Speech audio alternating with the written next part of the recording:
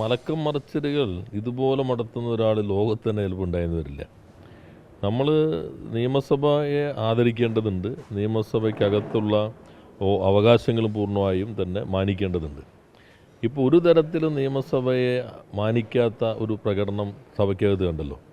ഒരു സബ്മിഷന് മറുപടി പറയുമ്പോൾ പരിശോധിക്കാം എന്ന് പറഞ്ഞ ആൾ ഇരിക്കുന്ന ആ ഒരു സെക്കൻഡിനിടയിൽ തന്നെ മൈക്കിലൂടെ കേൾക്കുകയാണ് ഒരു കാരണവശാലും കൊടുക്കില്ല എന്നുള്ളത്. ഇത് യഥാർത്ഥ സഭയോടുള്ള കടുത്ത അവഹേളനമാണ്.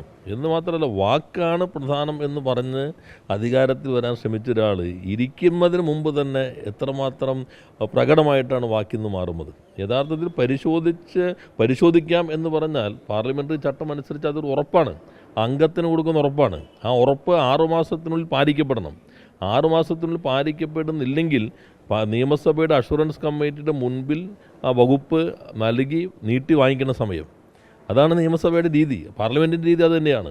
അപ്പോൾ അങ്ങനെ ഒരു ഉറപ്പ് നൽകിയിട്ട് ഒരു സെക്കൻഡ് പോലും എടുക്കുന്നതിന് മുൻപ് ഒരു കാരണവശാലും കൊടുക്കില്ല എന്ന് ഘടകവിരുദ്ധമായി ഉറപ്പിനെ അതേ ആൾ തന്നെ തള്ളിപ്പറയുകയും എന്നിട്ട് വാക്കാണ് പ്രധാനം എന്നുള്ളത് കൊട്ടിഘോഷിക്കുകയും ചെയ്യുമ്പോൾ ഇത്രമാത്രം കാപഢ്യം കേരളത്തിൻ്റെ ചരിത്രത്തിൽ മുഖ്യമന്ത്രിയല്ല ഒരു നിയമസഭാ സാമാജികനും സ്വീകരിച്ചിട്ടില്ല എന്നാണ് നമ്മൾ കാണേണ്ടത്. അതേപോലെ തന്നെയാണ് സെസ്സിൻ്റെ കാര്യം. നേരത്തെ പറഞ്ഞതാണ് സെസ്സാണ് കുറയ്ക്കേണ്ടതാണ്. ഇപ്പോൾ പറയുന്നത് ഞങ്ങൾ മണ്ടത്തരം കാണിക്കില്ല, ഉമ്മൻചാണ്ടി കുറച്ചു, നിങ്ങൾ കുറച്ചില്ല. യഥാർത്ഥത്തിൽ ഉമ്മൻചാണ്ടി സർക്കാർ 3 തവണ കുറച്ചപ്പോൾ 13 തവണ കൂട്ടിയ കാര്യം ആരും പറയുമില്ല, കുറച്ച കാര്യം മാത്രമേ പറയുന്നുള്ളൂ. പിന്നീട് LDF വന്നപ്പോൾ 1 തവണ കുറച്ചെങ്കിൽ ഒറ്റ തവണയും കൂട്ടിയില്ല. പ്രത്യേകിച്ച് കോവിഡ് കാലഘട്ടത്തിൽ ഇന്ത്യയിലെ എല്ലാ സംസ്ഥാനങ്ങളും സെസ്സും മറ്റ് നികുതികളും അവർക്ക് അവരുടേതായ ഇതിനകത്ത് അധികാര പരിധിക്കകത്ത് നിന്ന് വർദ്ധിപ്പിച്ചപ്പോൾ 1 തവണ പോലും വർദ്ധിപ്പിക്കാതിരിക്കുകയാണ് LDF ചെയ്തത്. കഴിഞ്ഞ ഗവൺമെൻറ് സമയത്ത് തുടർച്ചയായി നിയമസഭയ്ക്കകത്തും പുറത്തും ഇത് കുറയ്ക്കേണ്ടതുണ്ട്. കേന്ദ്രത്തെ കുറ്റം പറയാതെ കേരളത്തെ മാത്രം കേന്ദ്രീകരിച്ച് ആക്രമണം നടത്തിയ ഒരാൾ ഇപ്പോൾ മുഖ്യമന്ത്രിയായി കഴിഞ്ഞു, ധനകാര്യ വകുപ്പ് കൂടി കൈകാര്യം ചെയ്യുമ്പോൾ അതിന് നേരെ ഘടകവിരുദ്ധമായ സമീപനം സ്വീകരിക്കുന്നു. ഇത് തന്നെയാണ് ഇപ്പോൾ നികുതിയുടെ കാര്യത്തിലും. പത്രങ്ങൾ അതുപോലെ ചില മാധ്യമങ്ങൾ ശ്രമിക്കുന്നത് ഈ വീര്യം കുറഞ്ഞ മദ്യത്തിൻ്റെതാണോ പ്രശ്നം.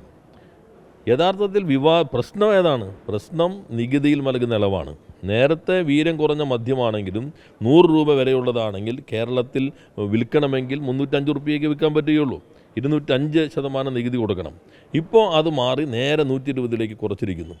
2023 വന്ന ഫയൽ ഇത്രയും മാസം അതിനകത്ത് ഇടതുപക്ഷം മറ്റൊരു തീരുമാനം എടുക്കാതിരുന്നത് ഉയർന്ന നികുതിക്ക് മാത്രം വിറ്റാൽ മതി എന്ന കാഴ്ചപ്പാടിൻ്റെ അടിസ്ഥാനത്തിലാണ്. നിയമസഭയിൽ മുഖ്യമന്ത്രി പറയുമ്പോൾ നോക്കൂ, അത് തിരഞ്ഞെടുപ്പ് കാരണം അവർ മാറ്റിവെച്ചതാണ്. ഞങ്ങളിപ്പോൾ അത് ഏറ്റെടുത്തിരിക്കുന്നു. തിരഞ്ഞെടുപ്പിന് എത്രയോ മുമ്പ് വന്ന ഫയലും അതിനകത്ത് വേറെ നികുതിയൊന്നും പ്രഖ്യാപിക്കാതിരുന്നതാണല്ലോ. അപ്പോൾ വളരെ പ്രകടമായിട്ടുള്ള രീതിയിലുള്ള ഒരു നിലപാട് ഈ നികുതി കുറയ്ക്കുന്നതിലുണ്ടായിരിക്കുന്നു. അത് വിവാദമായി കഴിഞ്ഞപ്പോൾ അതിൽ നിന്ന് പ്രശ്നം നേരെ വേറെ തലത്തിൽ കൊണ്ടുവരാനാണ് അദ്ദേഹം മറുപടിയിൽ ശ്രമിച്ചത്, അതുപോലെ മാധ്യമങ്ങളിലൂടെയും ശ്രമിച്ചത്.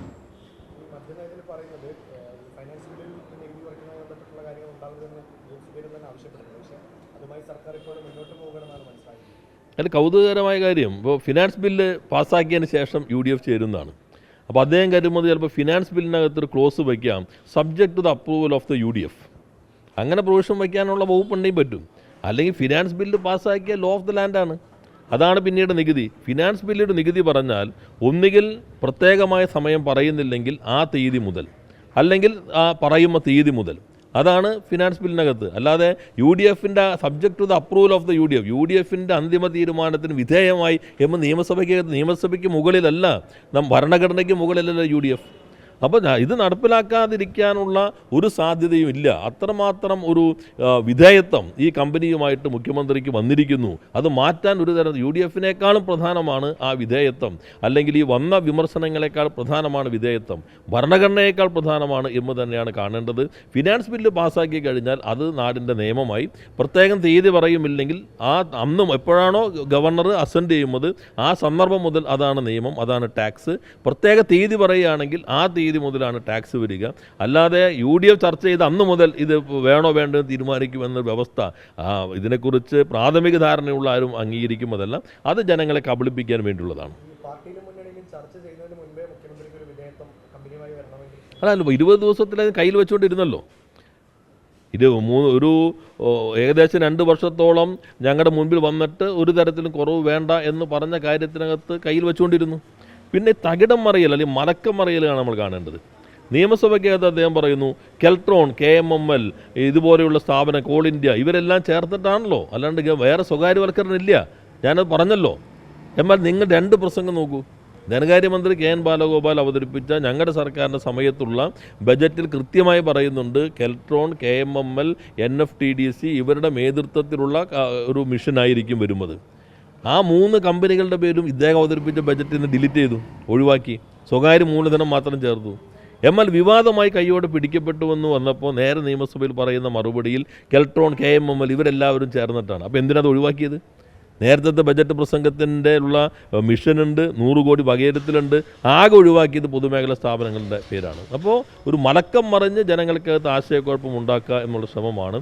യഥാർത്ഥത്തിൽ ഇത്രമാത്രം പ്രകടമായി ജനങ്ങളെ 1 മാസത്തിനുള്ളിൽ തന്നെ വഞ്ചിച്ച, പറഞ്ഞതിന് ഘടകവിരുദ്ധമായ നിലപാട് സ്വീകരിക്കുന്ന ഒരു മുഖ്യമന്ത്രി ഗവൺമെൻറ്റും ലോകത്തിൻ്റെ ചരിത്രത്തിൽ തന്നെ ആദ്യമായിട്ടായിരിക്കും.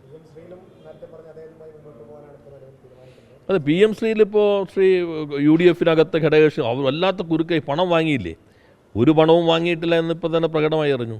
ഏറ്റവും കുറഞ്ഞ ഇപ്പോൾ ഞങ്ങൾ MOU ഒപ്പുവെച്ചു, എവിടെയാണോ അത് നിൽക്കുന്നത് അതിൽ നിന്നൊരു ഇഞ്ച് മുന്നോട്ട് പോകില്ല. അത്രയെങ്കിലും പറയണമല്ലോ. സ്റ്റാറ്റസ് കോ തുടരും.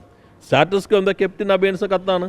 അതിനുശേഷം ഒരു നടപടിയില്ല, സ്കൂളിൻ്റെ പേര് കൊടുത്തിട്ടില്ല, മറ്റ് നടപടികളൊന്നും സ്വീകരിച്ചിട്ടില്ല, 1 രൂപയും വാങ്ങിച്ചിട്ടില്ല. ഇനി അവർ ഒപ്പിട്ടു, അതുകൊണ്ട് മറ്റു കാര്യം എവിടെയാണോ നിൽക്കുന്നത് അവിടെ നിൽക്കുമെന്ന് പറയാനുള്ള ധൈര്യം പോലും ഇല്ലാത്തത്. ഇപ്പോൾ കണ്ടില്ലേ, ഞാൻ മാധ്യമങ്ങൾ കണ്ടതാണ്, വീടുകൾക്ക് മോഡിയുടെ ചിത്രം വയ്ക്കാം. അപ്പോൾ ആരായിരുന്നു യഥാർത്ഥ ഡീല് കേരളത്തിലുണ്ടായിരുന്നത്? ഈ PM ശ്രീ പോലെയുള്ള കാര്യങ്ങളിലാണ് RSSൻ്റെ അജണ്ട നടപ്പിലാക്കുക എന്ന ഡീൽ CPM-മായി ഉണ്ടാക്കിയിരിക്കുന്നു എന്ന് എത്ര ആധികാരികമെന്ന മട്ടിൽ പ്രചരിപ്പിച്ച ആളുകൾ എന്തേ ഇപ്പോൾ ഒന്നും കാണാത്തത്? യഥാർത്ഥത്തിൽ തെരഞ്ഞെടുപ്പിന് മുമ്പ് പലതരത്തിലുള്ള ഡീലുകൾ നടന്നിട്ടുണ്ട്. ആ ഡീലുകൾക്കുള്ള ഉപകാരമാണ് അല്ലാണ്ട് അതിൻ്റെ വ്യവസ്ഥകളാണ് ഇപ്പോൾ അതിവേഗതയിൽ നടപ്പിലാക്കാനായിട്ട് ശ്രമിക്കുന്നത്. ജനങ്ങളെ ഇത്രമാത്രം വേഗതയിൽ വഞ്ചിച്ച ഒരു സർക്കാർ ആദ്യമായിട്ടായിരിക്കുമെന്നാണ് കാണേണ്ടത്.